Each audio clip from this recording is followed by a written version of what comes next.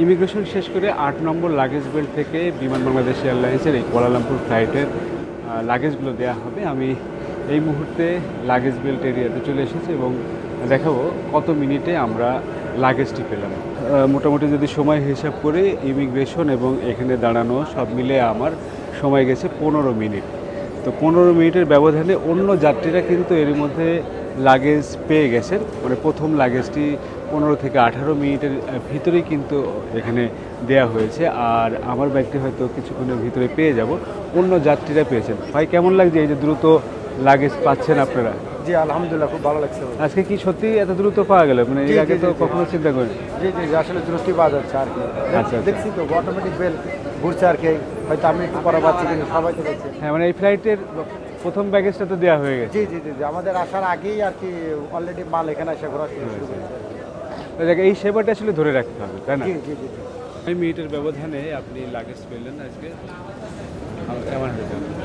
আজকে মানে প্রবাসী সময়কালে তো অল্প সময়ে আজকে একটা লাগেজ পাওয়া গেছে। অল্প মিনিট লাগলো সব মিলিয়ে? কাউন্টটা মানে আমরা ইমিগ্রেশন পার হইয়া 10 মিনিটের মধ্যে পাওয়া গেছে। সব মিলিয়ে প্লেন থেকে হ্যাঁ, পর নামার থেকে- মানে ইমিগ্রেশন পার হওয়ার পর অল্প সময়ের মধ্যে পাওয়া গেছে। এর আগে কখন এরকম পাওয়া গেছে? না না, এর আগে মন পাওয়া গেছে না। ওই নাম নাই। পেয়ে গেছেন? না না না না, পাইছেন? কত দ্রুত পাইলেন? এর আগে কখনো এত দ্রুত লাগেজ পাইছেন? এর আগে পাই নাই, এই প্রথম পাইলাম। কত দ্রুত First. পাইলেন? এই আসার 10 মিনিট পরেই পাই গেছি। মোট কয় মিনিট প্লেন থেকে নেমে এই পর্যন্ত এই এসে নামলাম, immigration- ইমিগ্রেশন পার হইলাম 10 মিনিট, আর এই জায়গায় 10 মিনিট পরেই পাইলাম ব্যাগ। মানে আপনি আসার আগে ব্যাগ চলে এসেছেন? জি জি। আনুমানিক মানে কত মিনিটের মাথায় আমরা লাগেজটা পাচ্ছি আজকে? অলমোস্ট আমার বোর্ডিং ক্লিয়ার হয়েছে 10 মিনিট। মানে 10-15 হ্যাঁ, মিনিট? 10-15 মিনিটের ভিতরে এসে পড়ছে। সর্বোচ্চ 10-15 মিনিটের হ্যাঁ, ব্যবধান আগের পাওয়া থেকে অনেকটা বেটার। আগে তো আপনার 20 মিনিট 25 মিনিট লাগতো।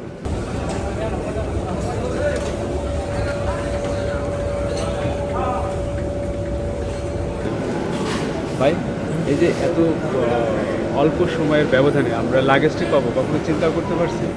আগে না না না, আগে এরকম ছিল না। আজকে কেমন লাগছে? এই যে দ্রুত আলহামদুলিল্লাহ লাগেজ- ভালো। আপনার লাগেজ চলে এসেছে? হাতে পাইছি একটা, আর 2টা বাকি আছে। মোট কত মিনিট লাগলো আপনার প্লেন থেকে নামার পরে ইমিগ্রেশন? 10 থেকে 15 মিনিট 10 থেকে 15 মিনিট এরকম। সব মিলে প্লেন থেকে নামার পরে 10 থেকে 15 মিনিট সর্বোচ্চ লাগলো। এটি আসলে আমরা যারা এই ফ্লাইটে যাত্রী ছিলাম তারা কেউ আসলে চিন্তা করি না। কি বলেন ভাই?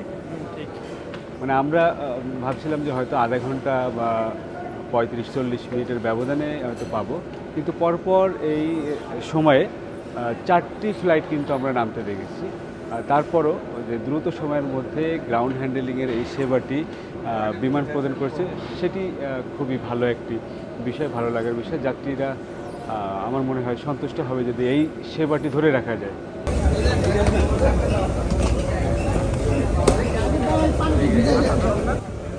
আপনারা দুই বন্ধু না ভাই? দুই বন্ধু এরকম কি বিয়ে শাদী করার জন্য আসলেন নাকি একসাথে?